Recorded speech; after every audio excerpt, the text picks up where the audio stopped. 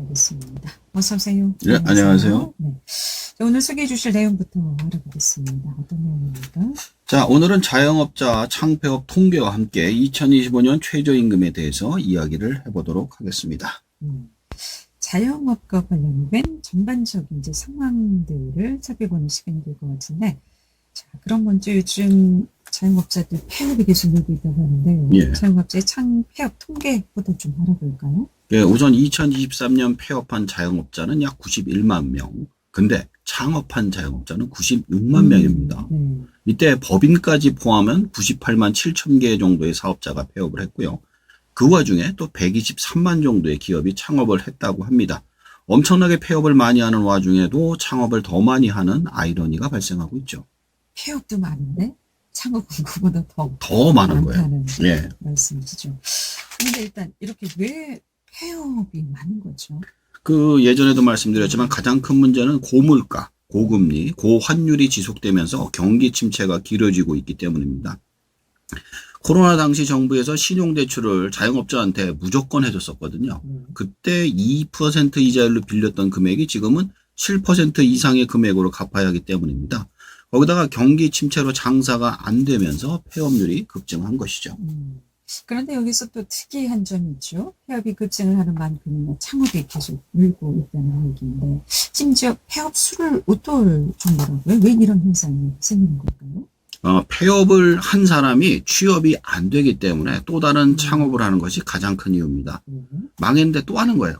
또 애초에 취업이 안 돼서 창업을 한 사람들이 경기 침체로 폐업을 한다 하더라도 다른 직장을 구하지 못하고 또 창업을 하기 때문이라고 분석이 됩니다.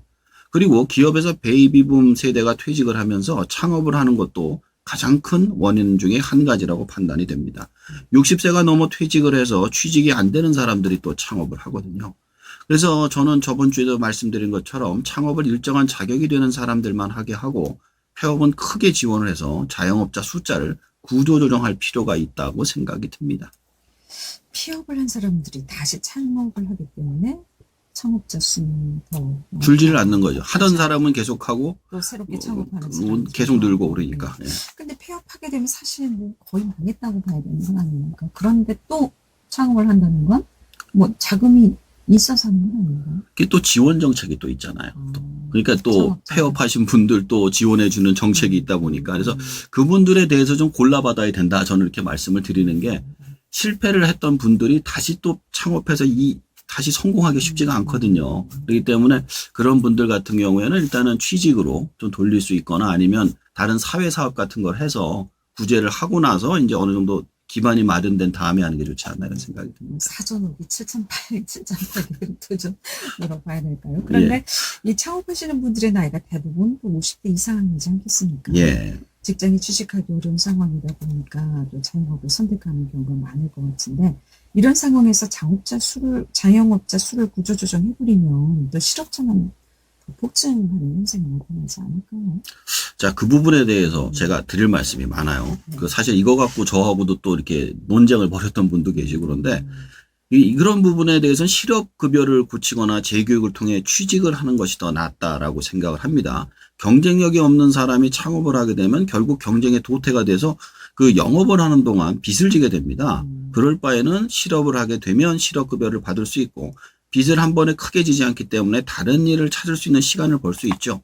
억지로 버티다가 빚을 많이 진 채로 폐업을 하게 되면 결국 파산을 해서 기초생활수급자로 떨어지게 되면 나라에서 세금으로 먹여 살려야 하기 때문에 나라 살림도 위험해집니다. 게다가 지금 자영업자 대출이 1조 3,560억인데 1년 전보다 3,690억 원, 37.4% 급증한 규모입니다. 여기에 문제는 자영업자들이 빚을 못 갚으면 이게 쌓여서 은행이 파산하는 일이 벌어질 수도 있기 때문에 이 부분에 대해서 빨리 조치를 취해야 된다고 생각을 합니다. 이렇게 대출 빚을 잘 갚지 못하고 계속 연체가 되면 은행까지 파산될 수 있다. 이런 말씀이시군요. 그런데 컨설턴트님께서는 평소에 4차 산업혁명 시대에는 인간의 직업이 창업이 돼야 한다고 늘 강조하시지 않았습니까? 이런 상황은 그 말씀이 좀 모순되는 거 아닌가요? 아닙니다. 정확히 말씀드려요. 제가 말씀드리는 창업은 제대로 경쟁력을 갖춘 사람들이 경쟁을 하는 것을 뜻합니다. 현재 창업하시는 분들은 모두 노동자 마인드만 가지고 와선 일하면 돈 버는 줄 알고 하시는 게 가장 큰 문제입니다. 네. 제대로 된 창업가 정신과 재력, 경력, 자격을 갖추고 경쟁을 하는 창업가가 많아져야 한다고 생각을 합니다. 당장 직업 교육 제도가 바뀌지 않으면 의미 없는 경쟁만 될 것입니다. 네, 이런 가운데 내년도도 최저임금이 결정이 됐죠. 만 30원? 만 30원. 예. 네. 어떤 영향을 좀 미칠 거라고 보십니까? 이 부분에 대해서 고용인이 없는 자영업자가 많기 때문에 상관이 없다고 이야기하는 사람들도 있는데 전혀 그렇지 않습니다. 창업을 해서 일을 하다 보면 잠깐이라도 사람을 써서 해야 하는 상황이 반드시 발생합니다. 그래서 창업을 해서 버는 돈보다 알바를 해서 버는 돈이 많아지기 때문에 폐업률이 증가하지 않을까 생각을 합니다. 또한 1인 창업자들이 자동화 기계를 활용한 무인 창업이 활발해질 것으로 예상이 됩니다. 무인 창업가 많이 늘긴 했어요. 네, 지금 근데 이게 훨씬 더 많아지게 될 겁니다. 예. 그런데 이렇게 최저임금이 오르면 예. 그냥 아르바이트나 예. 직장을 구하면 되는데. 될 것 같은데 왜 이런 직장을 구하지 않고 창업을 하는 걸까요? 지금 여러 가지 이야기가 있는데 네. 제일 큰 문제는 제가 보기에는 체면인 것 같아요. 그러니까 5, 6, 60대에 나와가지고 누구 밑에 가서 이제 고개 숙이고 일하기가 싫은 게 되게 큰 것 같습니다. 그리고 사실 그 나이 때는 누구를 시켜야지 또 누구한테 일을 받기가 그렇잖아요. 그렇기 때문에 차라리 그럴 바엔 내가 창업을 하고 만다 이런 식의 생각들을 많이 하시더라고요. 중급보다는 사장이, 예, 그렇죠. 저도 이제 사실 퇴직이 얼마 남지 않았는데 예. 저도 퇴직하면 월급쟁이 아르바이트를 하더라도 다양하게 뭐 이 일 저 일을 좀 배워보고 싶은데 남들 의식을 좀 생각해야 될까요? 아니면 아니요, 그런 생각은 버리시는 게 좋은 게. 그렇죠. 제가 하고 싶은 거 예, 지금 못했던 거. 그렇죠. 나이대가 또 이제 그 베이비붐 세대시기 때문에 아마 그런 분들이 엄청 많이 느실 거예요. 제가 일본에 갔더니 일본에서 주유소라든가 네. 그 패스트푸드점을 갔더니 다 노인분들이 서비스를 하고 있더라고요. 그러니까 우리나라도 그렇게 변해가는 과정인 것 같습니다. 그럼 내년도 최저임금이 이제 만 30원으로 확정이 된 건가요? 네, 됐죠. 이제 고시만 하면 됩니다. 8월 달에 이제 노동부 장관이 고시를 합니다. 근데 만 30원으로 올랐는데 1.7%가 오른 건데요. 최저임금을 월 단위로 치환하면 한 달에 받을 수 있는 최저 월급은 세전 209만 6,270원입니다. 하루 8시간씩 주 5일, 주휴시간 35시간을 포함해 총 209시간으로 월 근무 시간이 인정된다는 가정하에 산출된 금액입니다. 이를 12개월로 곱한 2025년 최저연봉은 세전 2,515만 5,240원입니다. 올해와 비교해 최저 월급은 3만 5,530원, 최저연봉은 42만 6,360원이 오르게 된 것이죠. 그 중에서 실제로 받게 되는 금액은 4대 보험 5%와 근로소득세 3.3%를 제외한 금액을 받게 됩니다. 그런데 월급을 계산하는 게 상당히 좀 복잡한데 어떤 것들이 있는 겁니까? 이건 또 받는 사람 얘기고요. 네. 주는 사람은 여기 또 추가로 줘야 되는 돈들이 있는 거죠. 첫 번째가 주휴수당 아까 나왔던 거고 두 번째가 4대 보험, 세 번째는 퇴직금입니다. 하나하나 그럼 짚어볼까요?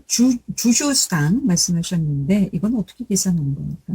주휴수당은 일주일에 5일을 일하면 하루치 임금을 더 주는 개념입니다. 일주일에 40시간을 근무했을 경우 주휴수당 포함 48시간의 임금을 지급해야 합니다. 한 달이면 보통 175시간을 일하지만 주휴수당을 포함하면 209시간의 임금을 지급해야 합니다. 그러니까 일주일에 40시간을 근무하면 하루 일당을 더 줘야 된다는 말씀이시죠? 네, 그렇습니다. 주휴수당이라는 것이. 그럼 4주로 봤을 때는 4주 동안 곱하기 4일을 더 계산해 줘야 된다, 일당으로. 그렇죠. 그럼 주휴수당은 무조건 지급을 해야 하는 건가요? 아닙니다. 주휴수당은 일주일에 15시간 이상 근무하는 근로자에게만 지급합니다. 세 가지 경우에 지급하지 않아도 돼요. 첫 번째가 주 14시간까지만 근무하는 경우, 두 번째 일용직으로 계약하는 경우, 세 번째 사업자로 계약하는 경우입니다. 좀 더 구체적으로 좀 구조 설명을 좀 해주시죠. 첫 번째로 일주일에 15시간 미만 근무하는 경우 주휴수당을 지급하지 않아도 됩니다. 예를 들어 하루에 7시간씩 이틀간 주말만 일을 한다거나 하루에 3시간씩 4일간 일을 하면 안 줘도 됩니다. 그래서 요즘 쪼개기 알바가 엄청 많아요.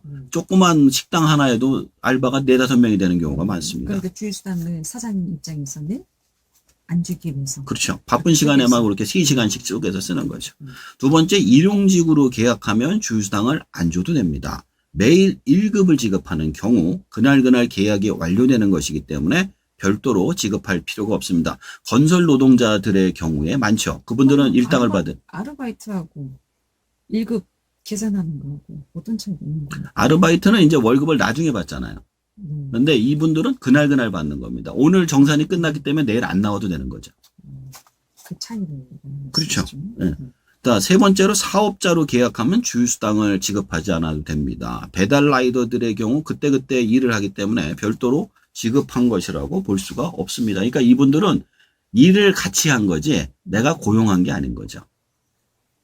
예를 들면 뭐 예전에 그 짜장면 배달하시는 분들은 무슨 중국집에 소속이 돼 있는 거잖아요. 네. 그러니까 그분들은 돈을 주는 게 맞는데 요즘같이 무슨 뭐 배민이나 이런 쪽에 등록된 분들은 아니잖아요. 별개니까 따로 지급할 필요가 없다 이 얘기죠. 따로 계약을 한 경우에는 필요가 없다는 거죠. 사대보험도 이게 참 사장 입장에서 부담이 많이 간다고 하던데. 이 세금만큼 나와요. 세금보다 더 많이 나올 때도 있고. 4대 보험은 국민연금, 건강보험, 산재보험, 고용보험입니다. 이게 월급의 10% 정도로 근로자와 고용인이 반반 부담합니다. 이것도 웃기는 게 생각해보면 외국 같은 경우는 전부 다 근로자가 부담하거든요. 자기가 받는 거니까. 우리나라만 반반씩 부담을 해요. 그리고 또 고용인의 경우 종합소득세 기준으로 별도로 전액을 부담을 하는데, 그리고 고용인은 그 국민연금하고 건강보험만 냅니다. 산재하고 고용을 들지 않습니다. 그리고 고용인의 통장에서 고용인의 2대 보험과 직원들의 4대 보험이 다 같이 지급됩니다. 그래서 고용인은 월급을 줄 때 4대 보험 금액을 5% 제외한 금액을 제외하고 주게 돼 있죠. 그럼 퇴직금의 경우는 어떻게 계산합니까? 그러니까 1년 이상 근무한 직원, 뭐 알바도 마찬가지고요. 직원의 12분의 1을 퇴직연금으로 넣어두면 됩니다. 퇴직연금을 넣지 않으면 마지막 3개월치 월급을 기준으로 퇴직금을 계산해 지급해야 합니다.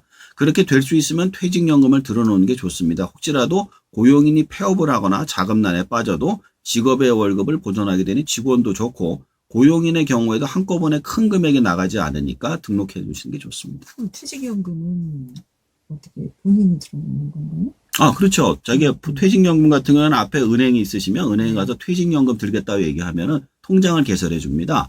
그리고 이제 퇴직연금 찾아갈 때 사장이 먼저 사인을 해요. 그러니까 이게 공동 통장인 거예요. 두 사람 간에. 고용인과 직원의. 그래가지고 그 사람들이 그러니까 주인이 가서 사인을 해서 찾아가도 된다 그러면 그 사람이 가서 사인하고 받아가는 거죠.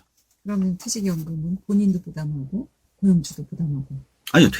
퇴직금은 본인만? 아니, 본인이 아니에요. 이것도 주인만. 12분의 1을 넣어주는 거예요. 주인이, 사장께서. 사장이. 왜 그러냐 하면 제가 말씀드렸잖아요. 외국 같은 경우는 퇴직금도 자기가 자기 거 넣어야 돼요. 근데 우리나라만 이래요. 이것도 보니까. 근데 일주일에 40시간 근무했을 때 최저임금으로 한 달 받는 금액이 세전 금액이 209만 6,270원이거든요. 예. 고용주 입장에서는 뭐 부담이 크다. 예. 4대 보험까지 크다라고 할 수 있지만 사실 또 고용인 입장에서, 근로자 입장에서 먹고 살려고 보면 요즘 물가도 비싼데 이 돈 받아가지고 가족이 있으면 가능할까요? 이렇게 사실. 이게 1인 가족을 기준으로 하면 안 되고, 네. 이게 지금 보면은 성인들이 다 버는 돈이잖아요. 그러면 이제 2인 가족이면 보통 부부가 같이 벌고, 그 중에 아이가 또 장성하면 3인 가족이 버는 거로 계산해야지, 이거를 1인 가족이 벌어서 하는 돈으로 치면 너무 작죠. 근데 보통 식구들이 다 같이 요즘 벌고 있기 때문에 그거로 계산해서 되는 게 맞지 않나 생각이 듭니다. 그리고 문제는 자영업자가 이 정도 비용을 감당할 수 있느냐가 지금 핵심인 거거든요. 이제 내년 되면 아마 이것도 감당을 못해서 만약 문제가 될 가능성이 굉장히 큽니다. 그렇죠. 입장 차이가 참 큽니다. 크죠. 네. 그럼 창업하시는 분들이 이런 노무 지식을 또 어떻게 이용하면 좋을까요? 또 그 외에 또 노무 지식이 또 있어요. 휴게 시간과 근로소득세 원천 징수도 굉장히 중요합니다. 하루에 4시간 근무 시 30분 휴게 시간 제공, 8시간 근무 시 1시간을 휴게 시간으로 제공해야 합니다. 그리고 휴게 시간은 근무 시간에 들어가지 않게 됩니다. 따라서 9시부터 6시까지 근무 시간 9시간 중 1시간은 휴게 시간에 들어가기 때문에 계산을 안 하고요. 근로소득세를 원천 징수 후 지급하게 되어 있습니다. 그래서 주인이 근로소득세를 따로 내게 돼 있죠. 그래서. 그런데 최저임금 결정 과정이 매년 또 진통을 줬고 있지 않습니까? 예, 예. 이에 따라 정부에서 이번에 최저임금 유연화 제도를 바꾼다고 하는데 어떻게 바꾼다는 얘기죠? 어떻게 바꾸는지는 아직 안 나왔고요. 음. 근데 제가 의견을 좀 내는 겁니다. 어떻게 바꿨으면 좋겠다. 네. 첫 번째는 금리통화위원회라는 게 있지 않습니까? 금리를 정하는 이게 전문가로만 구성된 기구에서 독자적으로 결정할 수 있는 게 가장 좋지 않은가 생각이 됩니다. 그래야만 정치적으로 독립해서 제대로 된 최저임금을 결정할 수 있을 것 같고요. 두 번째는 주휴수당, 4대 보험, 세금, 퇴직금 이야기는 쏙 빼고 최저임금만 고시하는 게 굉장히 큰 문제입니다. 제 생각에는 최저임금을 정할 때 주휴수당을 제외한 주휴수당을 포함한 금액을 공표하는 것이 맞다고 생각해요. 왜냐하면 주 14시간 일하는 사람하고 15시간 이상 일하는 사람하고 월급이 20%가 차이가 나는 거예요. 이거는 위배가 되는 거예요. 어떻게 보면은 차별이잖아요. 그리고 주휴수당은 무노동 무임금 원칙에도 위배가 됩니다. 그래서 이게 없어져야 된다는 생각을 하고요. 차라리 그러면 최저 시급을 포함을 해서. 좀 인상하는 방법. 그렇죠. 그래서 제대로 고시를 하는 게 이게 어떤 차별이 없고 거기다 이제 4대 보험도 얘기하고 세금도 얘기하고 다 얘기를 해서 넣자 이거죠. 그러지 않으면 안 된다는 거고. 세 번째는 발표식인데요. 올해 8월에 이제 고시가 돕니다. 매년 그렇게 하거든요. 그리고 3일까지인가? 예, 그렇죠. 예. 고시를 해야 돼요. 그리고 나면 4개월 뒤부터 임금을 올려줘야 되는데 받는 사람이 올려주면 좋지만 주는 사람의 경우 몇 년 전에 막 16% 올린 적 있잖아요. 그러면 회사를 접든가 아니면 다 내보내든가 둘 중에 하나를 선택해야 되는 그런 경우가 생겨요. 최소한 1년 이상. 만약에 올해 8월에 결정이 났다. 그럼 내년 8월부터 이렇게 줘라 이렇게 하는 게 그 사이에 계약을 넣거나 뺄 수가 있으니까 훨씬 더 낫지 않을까 이렇게 생각을 합니다. 오늘 자영업자의 창피력 통계와 함께 2025년 최저임금에 대해서 설명해 주셨는데 다시 한번 마무리하면서 정리하도록 하겠습니다. 자, 2023년에 약 91만 명의 자영업자가 폐업했고 약 96만 명이 새로 창업했습니다. 법인까지 포함한 폐업한 사업체는 98만 7천 개, 창업한 기업은 약 123만 개입니다. 많은 자영업자가 폐업한 이유는 고물가, 고금리, 고환율 등으로 인한 경기 침체 때문입니다. 그럼에도 불구하고 많은 사람들이 취업이 어려워 다시 창업을 선택하고 있습니다. 2025년 최저임금은 시간당 1,030원으로 결정됐으며 이는 월 약 209만 6,270원, 약 2,515만 5,240원의 연봉에 해당합니다. 창업을 통해 벌어들일 수익이 알바보다 낮아질 수 있기 때문에 폐업이 증가할 가능성도 높습니다. 최저임금 결정 과정은 매년 진통을 겪고 있습니다. 현재 결정위에는 노동자와 경영자 대표들로 구성되어 있어 이해관계 충돌이 빈번합니다. 금리통화위원회처럼 전문가로 구성된 독립기구에서 결정하시도록 하면 정치적 영향을 덜 받으면서 현실적인 최저임금 책정이 가능할 것입니다. 또한 최저임금을 고시할 때 주휴수당을 포함한 금액을 명시하고 발표 시기를 더 일찍 준비하여 준비기간을 충분히 제공하는 것이 필요하다고 생각합니다. 예, 오늘 여기까지 듣겠습니다. 고맙습니다.